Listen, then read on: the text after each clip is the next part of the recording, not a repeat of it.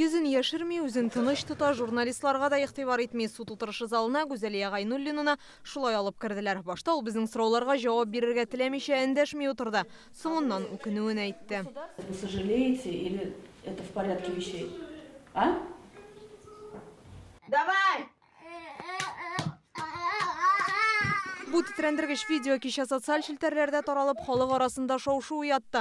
Оны тыныш қына қарап та болмай, қатын баласының видеоға түсіріп тұруын көрсе де, қинауын тоқтатмай өзін қонсызларша тұта.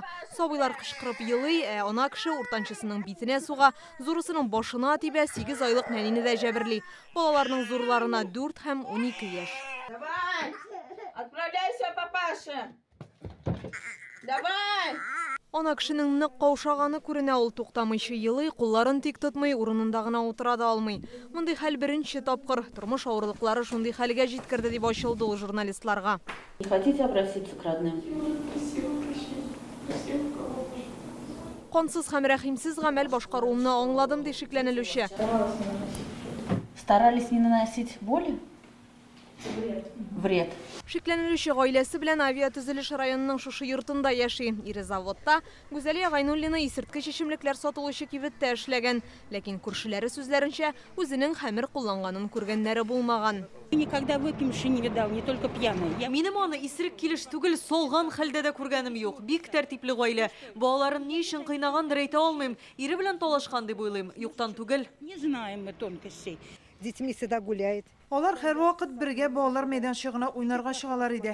Сабыйларын бер кайчанда үзеннән калдырмады. Әнисе гел килеп ярдәм итеп торды. Бу адымга гаиләләрендә ниндидер проблемалар булу үтәргәндер миңа калса. Без гаилә яшәгән фатирның да ишеген шакыдык. Гүзалия Ғайнуллинаның ире өйдә иде. Тик ул сорауларга җавап бирүдән баш тартты. Небольшой вопрос задать.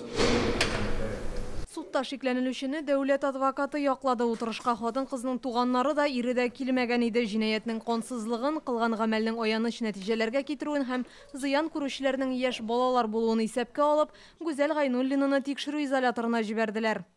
Когда следует удовлетворить, избрать в отношении Ғайнуллиной Гузали Рафиковны подозреваемой в совершении преступления, предусмотренного статьей 156 УК РФ, пункт АГ, часть 2 статьи 117 УК РФ, меру пресечения исключения по стажу, сроком на 2 месяца, 0 суток.